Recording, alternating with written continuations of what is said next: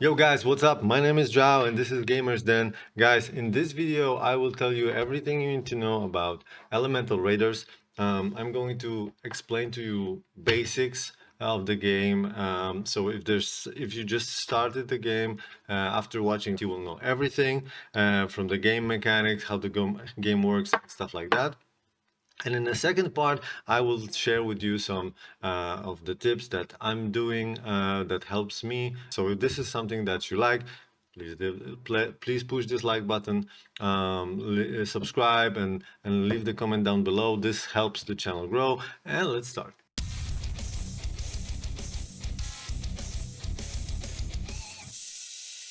Okay guys, so Elemental Raiders. This is a card battler game where you pick a team of three personas, of three heroes, and you are going to stand against your opponent that is basically doing the same. So he picks three types of characters as well. You're going to start with Ren, and then you will join with the Kong and Giovanna, and as you progress through the story you will basically unlock all those characters here. There are 9 characters in total, and 3 from each element. So there's water, there's nature, and there's fire. And this works a little bit like rock paper scissors. So in general, fire is really good against nature, nature is really good against water, and water is really good against fire.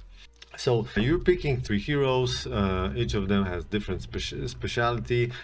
The progress in the game is so designed that if you are checking the progress, you just slowly discover next arenas, next characters, next chests, a little bit more skills, and so on. And this way you unlock also the characters, so you will have a chance to know all the characters as you just progress on arena. Again, there are 4 types of games. There's Battle Arena, where you just play ranking matches against other opponents. There's Raids. Raid is basically you're going through many waves of opponents, and there are changing weekly. So this week is a nature themed Siege of Yggdrasil. There are also Fiery Rift or something like that. So you have just different environments where you fight with different bosses. So for example, this week, if it's a nature thing, it's good to take some fire units because they are naturally hitting nature for more damage. So if you play against water, you probably want to take nature for those raids. And you have 7 passes during the week. If you manage to get till the end of the stage, you will get some extra rewards. This is a really cool way to boost some of your skill collections. So how it works: after every battle you win chests, and in this chest there are some cards, and those cards basically help you upgrade. So you have to have, for now, let's say this iceberg skill, I would have to have 11 cards more in my inventory to be able to upgrade it, and upgrade with those, I think it's rune stones, yeah. Also, if you're low on funds, you can buy them with elemental crystals. Later on in the game, you will also be able to use G-Fold token. It basically would work like a premium currency, so you'll be able to use it. But right now there are some payment methods.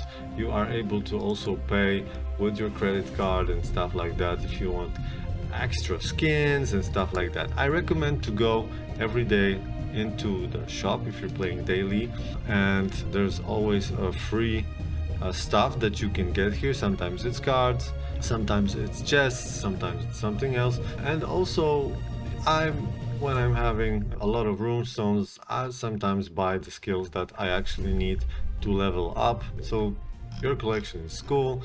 You have mage, warriors, This is a rogue, really high damage. I really like Giovanna. Ignil, this is a tank.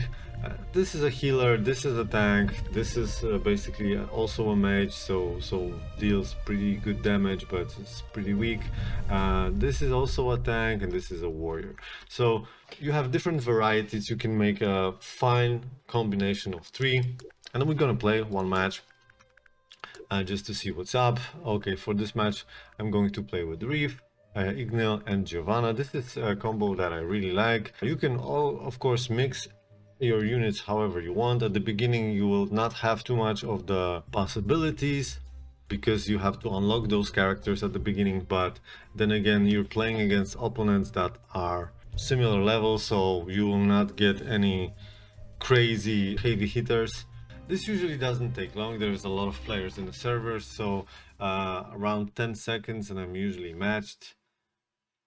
Come on, baby, don't disappoint me now. Oh, 10 seconds, it's just perfect. So as you see, I have a really similar team that has a similar level. At the beginning, I choose cards. Each character can have up to 3 cards in his hand, and each turn it will take 1 card. At the beginning, I need to choose 1 card, and I will choose Reflect. This gives me 63% a reflection of the damage. I will probably... So this is the initiative. I'm right now first, and this every turn, every round, this coin will flip. So next round I will start the second. Suffer. Of course, there's a time limit to your moves, so you cannot move all the time. I have chosen to reflect Giovanna because she's the weakest, so usually what they're doing is they're attacking the weakest units.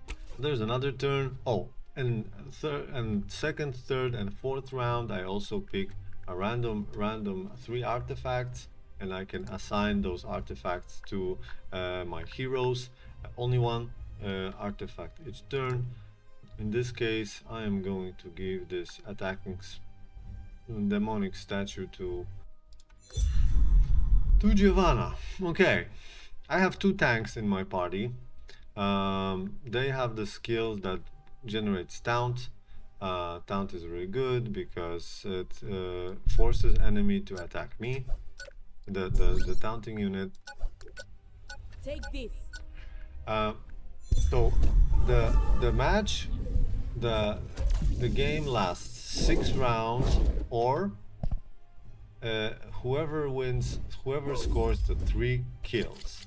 If not, if there's a round 6 and we have a draw, then there's a sudden death, and whoever scores the first kill, then he wins.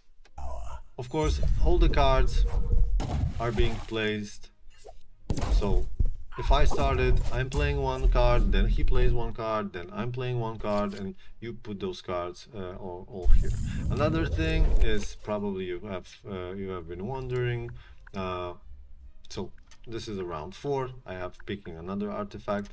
You probably have been wondering. This is a mana, and these are the costs of the cards. So in each round, this meter is increasing, so I can actually play more skills. I can play up to 5 skills, but one of them has to be an instant. Instant is the card that has those lightnings here, as you can see.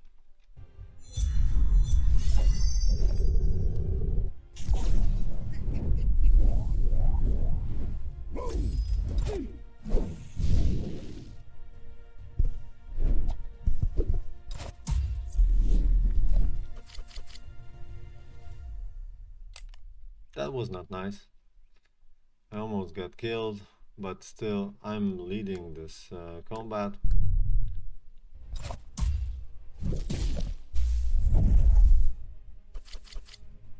Yeah, things looking good, but 2 of my soldiers have really low hit points. This is the final round, so I'm gonna slow him down. I'm going to try to heal my unit, so and I'm going to play a volcano. Ready. There are skills. This is very important later on to just learn the skills. Like, but if you play the matches constantly, you will know them.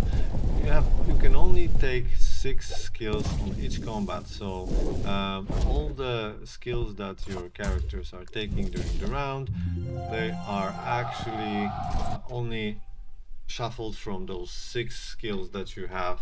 So this is very predictable what you will get. I mean, to some point, of course. This is a card game. As you can see, I won a match. I got a chest. Every day you can get up to 8 chests by winning. You get some rune stones, and also you progress in ranking.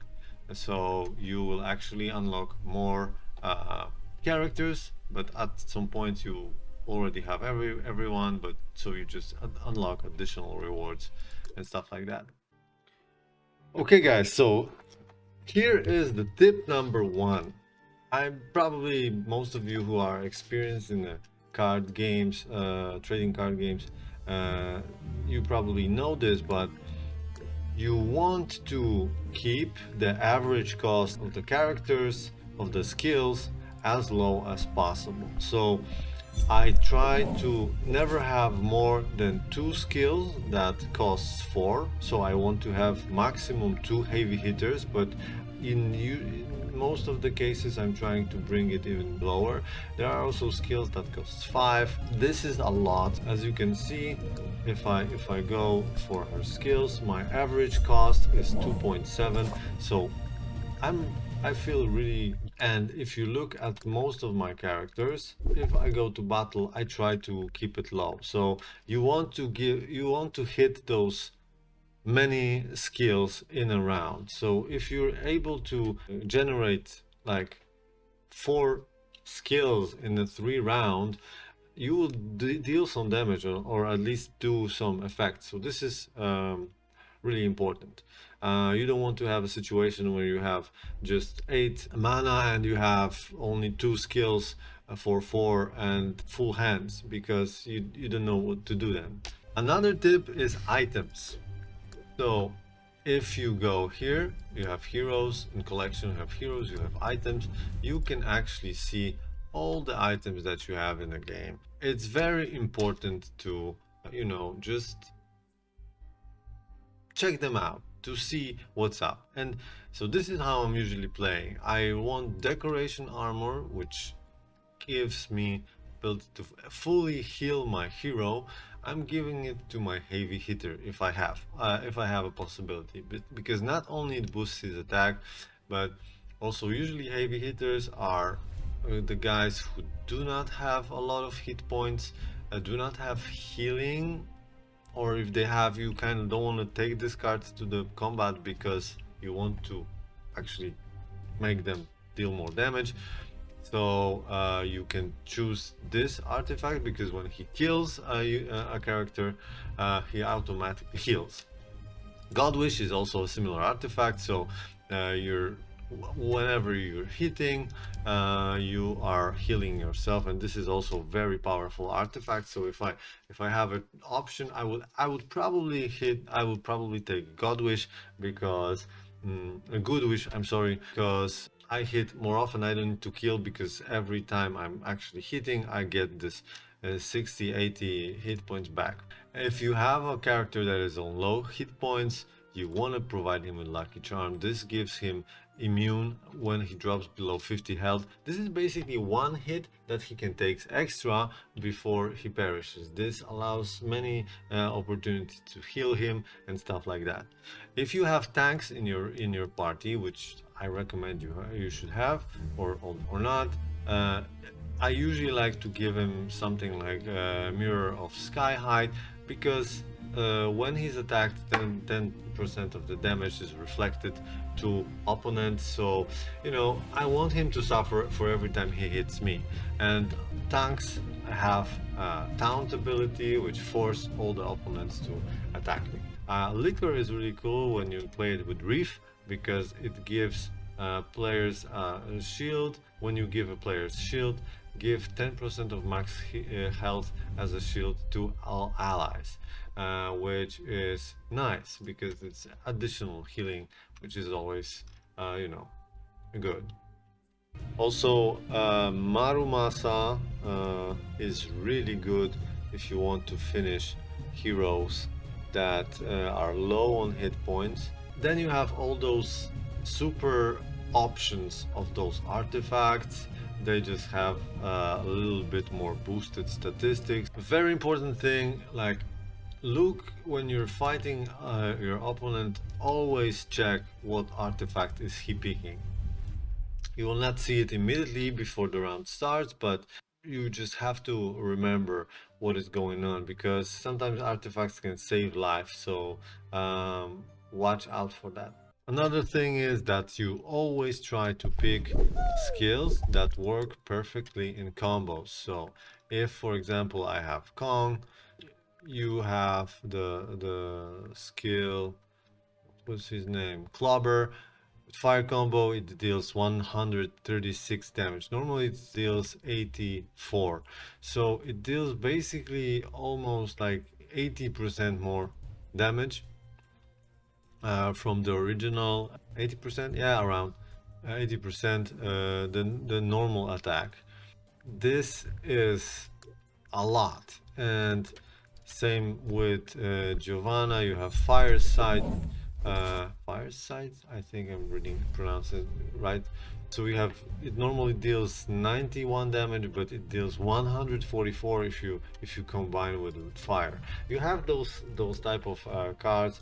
I always try to put some stuff that is usually working good with those combos, and you try to, like, wait for them. If you have a card that you know is gonna do well, unless you have to use it because otherwise your opponent has already advantage and because he killed you more times than you, well, then no. But if you can wait a little bit to have this combo, because there's only 6 cards, so you probably know that sooner or later you will have this possibility, just wait and then make a really strong attack.